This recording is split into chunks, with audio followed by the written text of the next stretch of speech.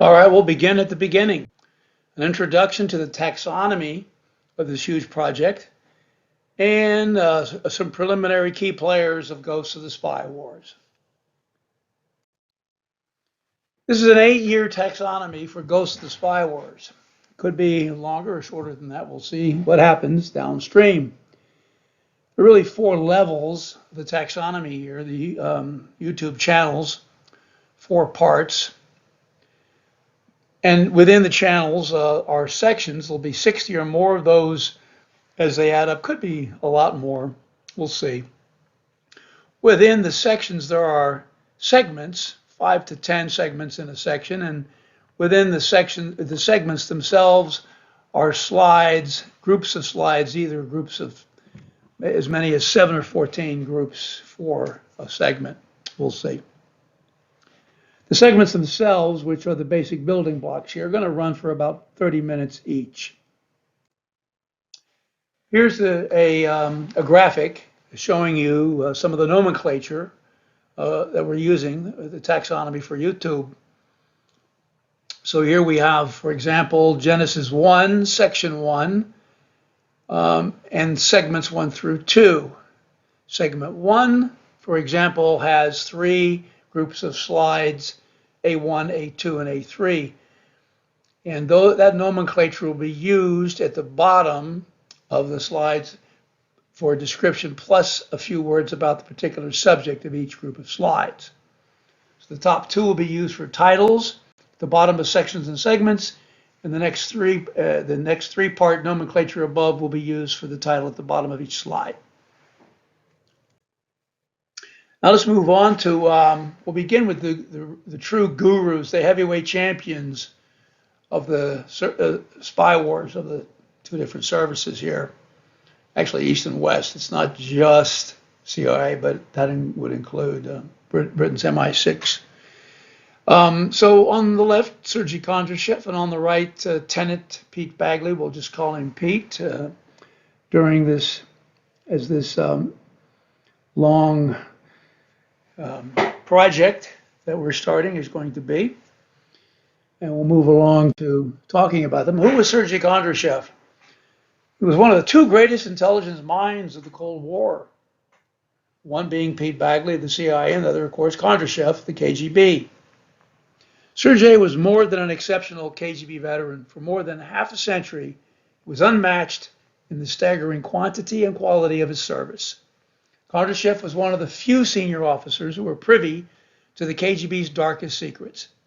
His American opponent and eventually closest friend, Pete Bagley, has given us the best compilation of the breadth of Kondrashev's assignments. For example, to start off with, in a case of colossal importance that vaulted his career, Kondrashev had personally recruited in Moscow an American embassy Claude Kirk, whose betrayal allowed the KGB to break American military ciphers.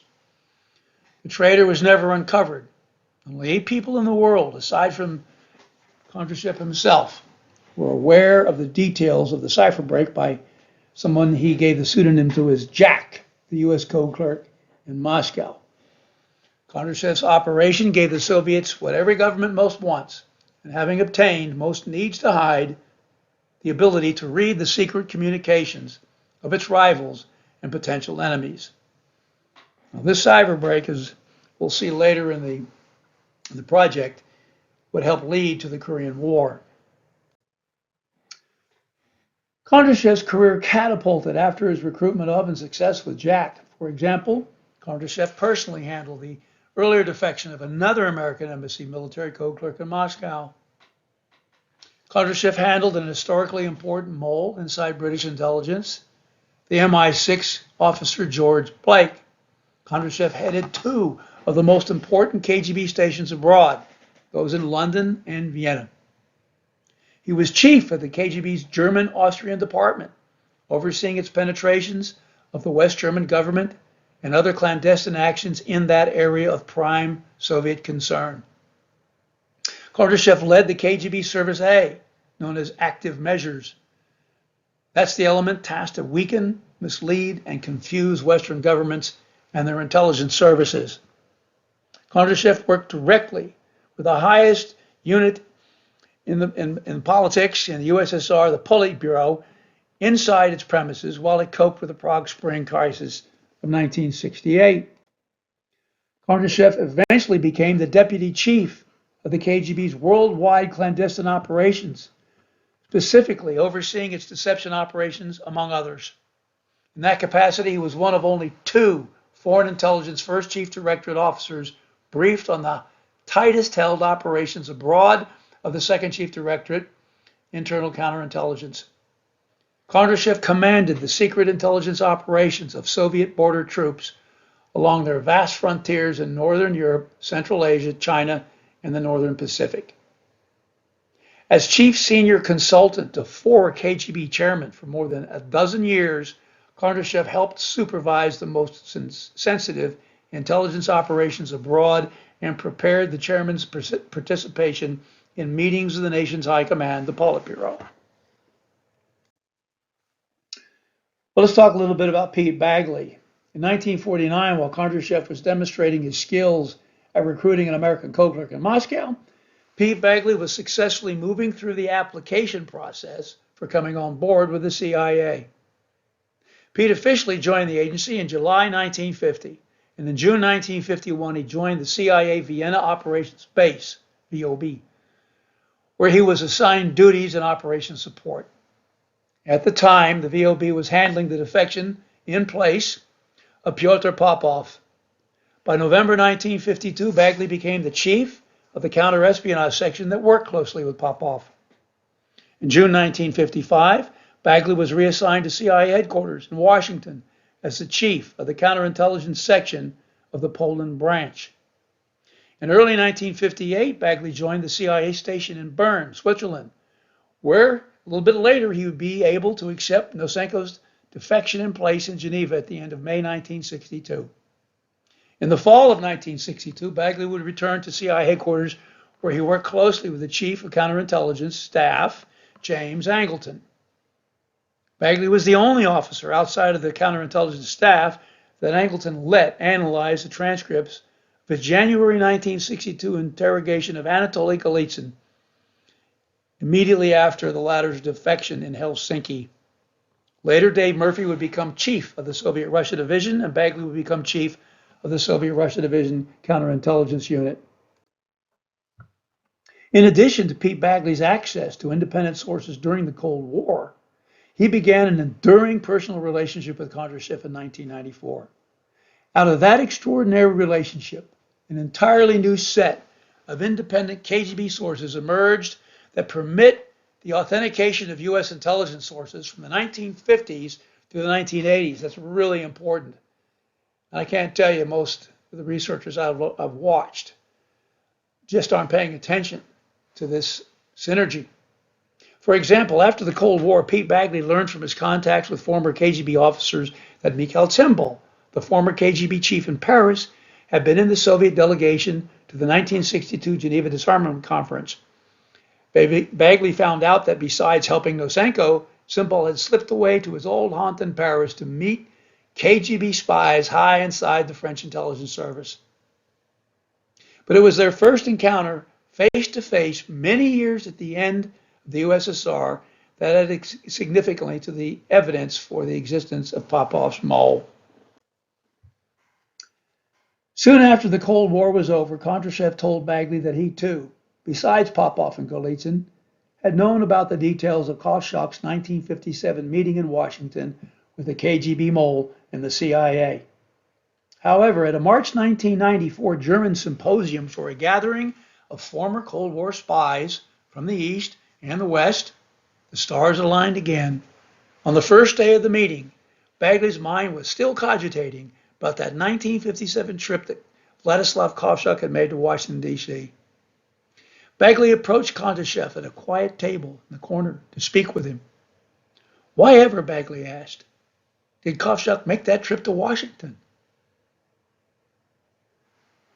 Kondrashev answered, matter-of-factly, oh, that was to meet an important agent. And after a quiet pause, Kondrashev added, one who was never uncovered. Just 10 minutes into their acquaintance, the Soviet spy master had confirmed that Popov's mole in fact existed and had never been caught. Yes, I've long thought so, Bagley said, and dropped the subject. Kondrashev had not given up the ghost identity, and Bagley realized that to ask for the identity of that still hidden spy would surely force Kondrashev to pull back.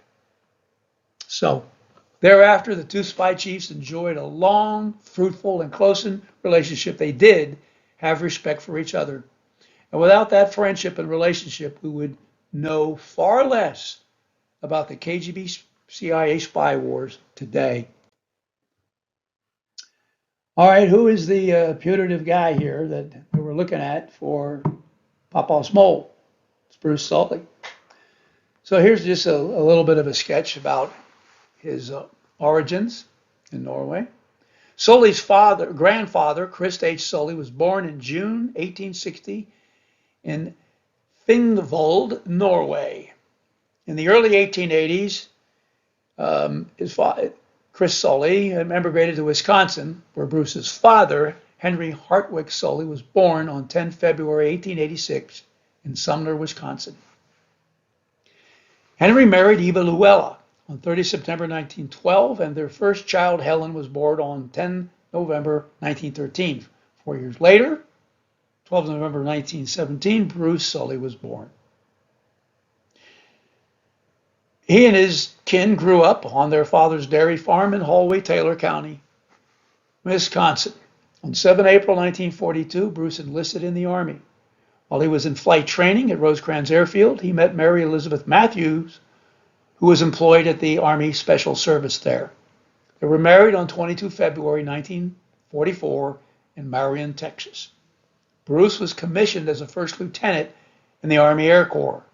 Stationed in Europe, Solie piloted missions during World War II.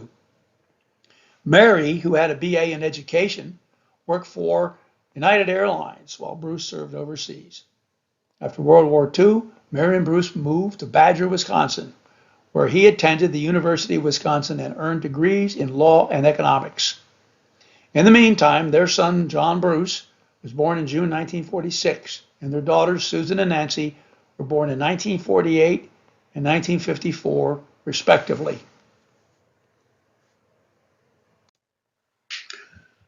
On 1 August 1951, Bruce Solie joined the CIA. Working in the Office of Security, he stayed there his entire career with the CIA. Solie was considered the CIA's best mole hunter and a classic archetype of the pensive, shrewd detective.